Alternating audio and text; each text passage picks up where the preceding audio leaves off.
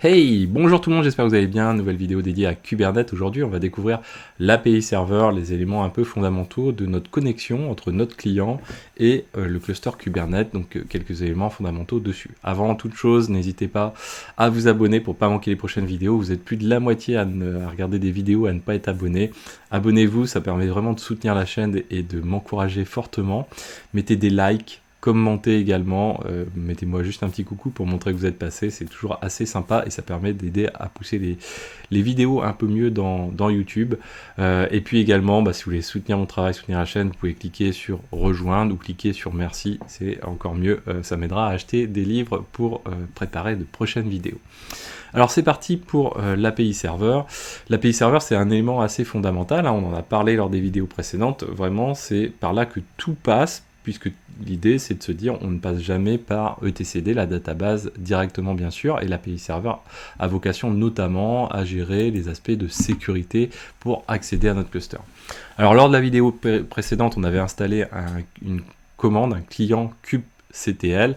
Alors son nom peut varier suivant les utilisations, les pays, etc. On va attendre du kubeclient, du kubectl, du kubectl en français, souvent on utilise cet élément-là, peu importe, vous trouverez des vidéos de gens plus ou moins humoristiques là-dessus, mais il faut se rappeler simplement que ça reste qu'un client. On verra dans la prochaine vidéo, par exemple, on va s'amuser à faire la même chose que ce qu'on fait avec une commande kubectl, on va le faire par du curl. Ça va être notamment l'occasion de redécouvrir un peu les certificats, le contenu du kubeconfig et un focus sur les certificats qui sont à l'intérieur, la manière dont les choses sont stockées. C'est assez bien plutôt de comprendre ces éléments-là pour relativiser un petit peu ce qu'on utilise. D'autres méthodes, bien sûr, ça va être à travers les applicatifs type Python, des librairies type Python, type Golang, type Java, etc., qui fonctionnent à peu près sur les mêmes principes. Il va falloir leur donner des crédentials pour pouvoir se connecter. On verra qu'il y a plusieurs modes, plusieurs types de crédentials, notamment pour pouvoir le faire.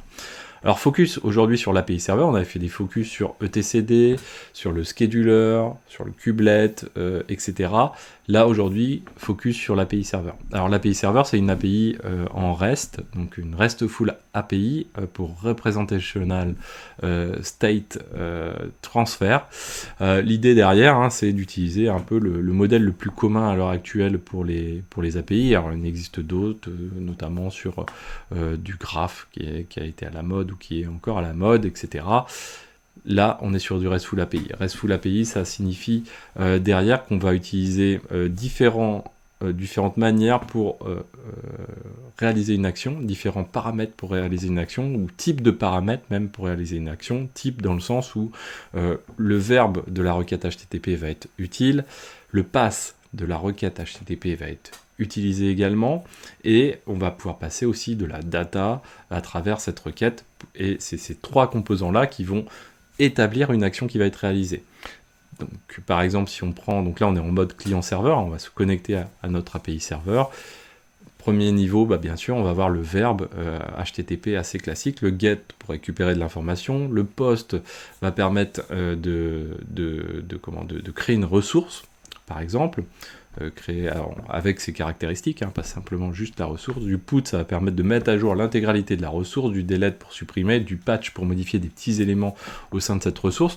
Donc ça c'est quelque chose de très standardisé par du REST, donc ça vous pouvez vous amuser à vous documenter dessus, il y a vraiment plein de choses à découvrir sur ces aspects-là. En transverse de ça, Kubernetes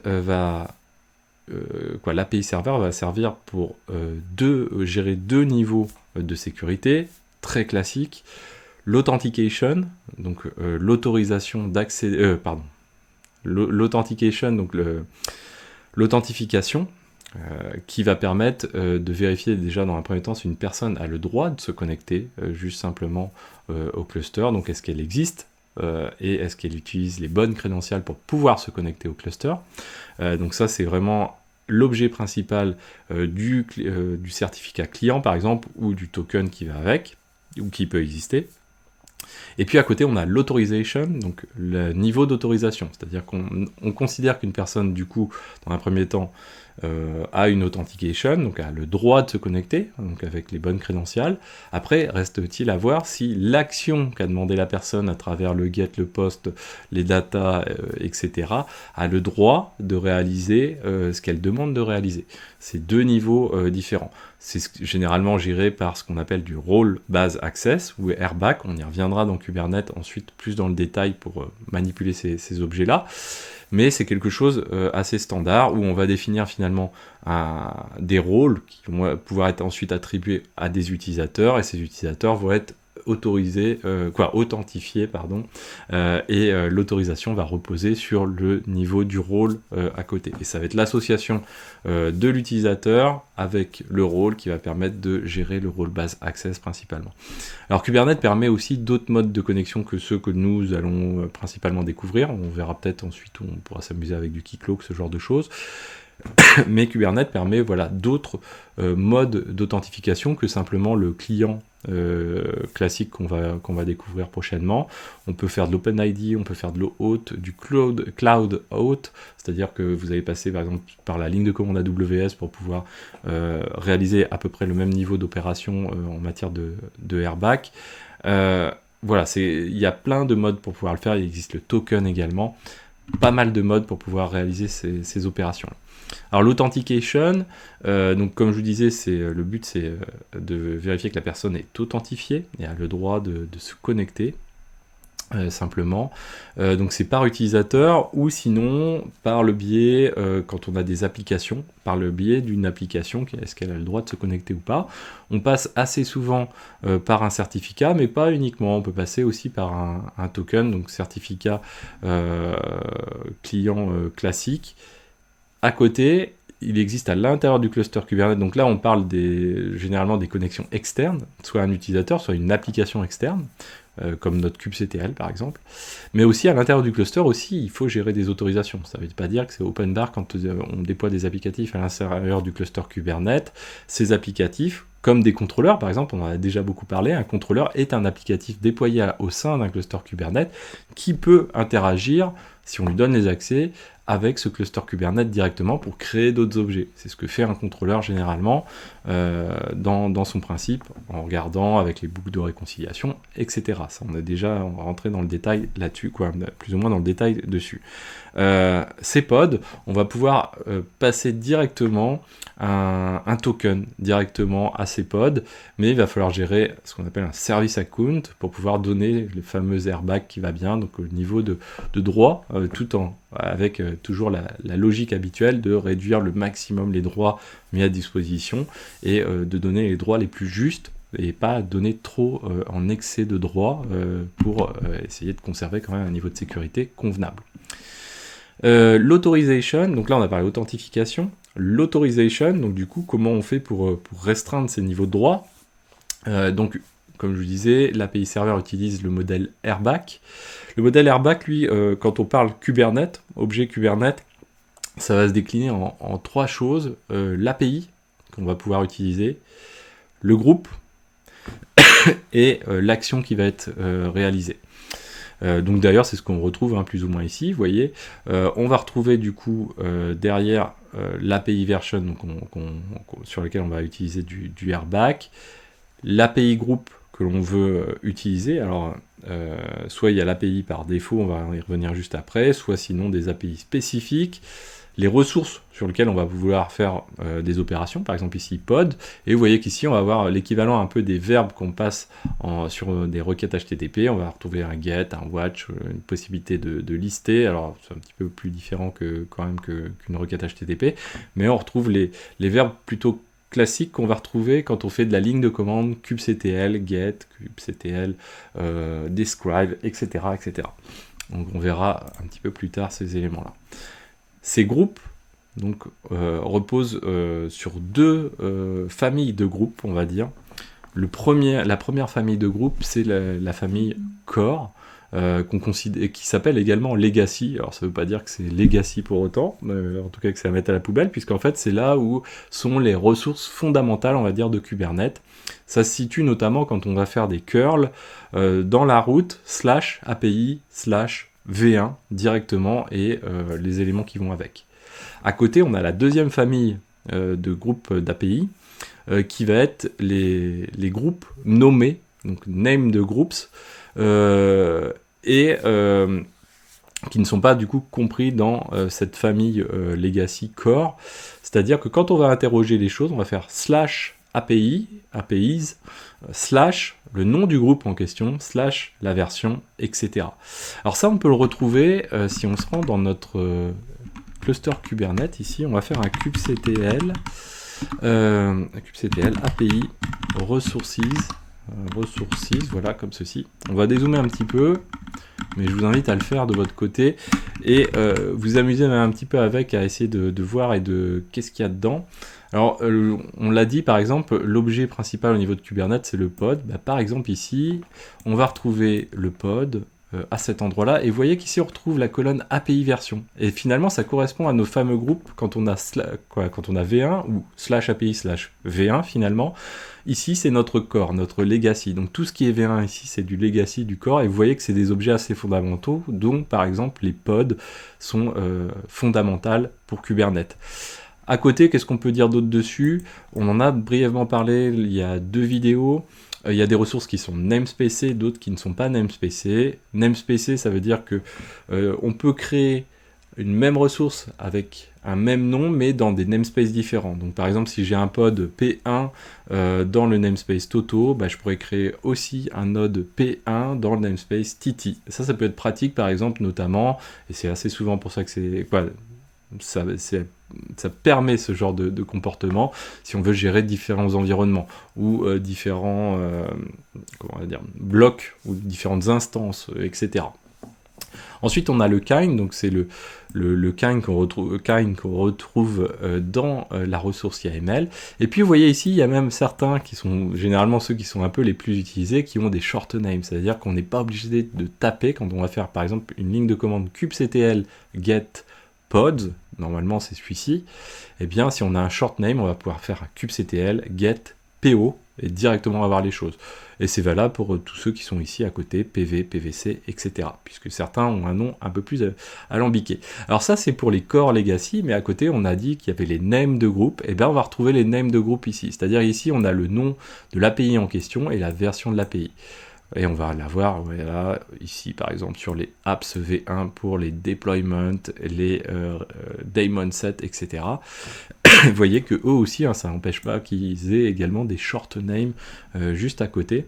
Donc c'est vraiment quelque chose qui est assez intéressant à découvrir au tout début pour bien comprendre ces principes-là et ce découpage, puisque c'est quelque chose qui peut être réutilisé un petit peu après. Qu'est-ce qu'il faut aussi en retenir quand on voit les noms de ces API et les versions de ces API?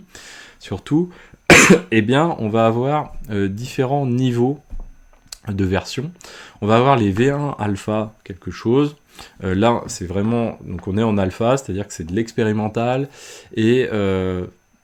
ça peut être modifié sans... les développeurs peuvent modifier cette API-là sans vraiment informer la communauté et prendre les mesures qu'il faut pour éviter d'avoir, on va dire, des breaking change ou des choses relativement délicates qui vont s'entraîner avec.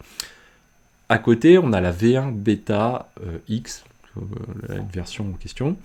Et là, c'est un peu plus stable, bien sûr, que la alpha. Généralement, ça signifie qu'elle est activée par défaut quand on installe un cluster Kubernetes, ou en tout cas dans les mises à jour.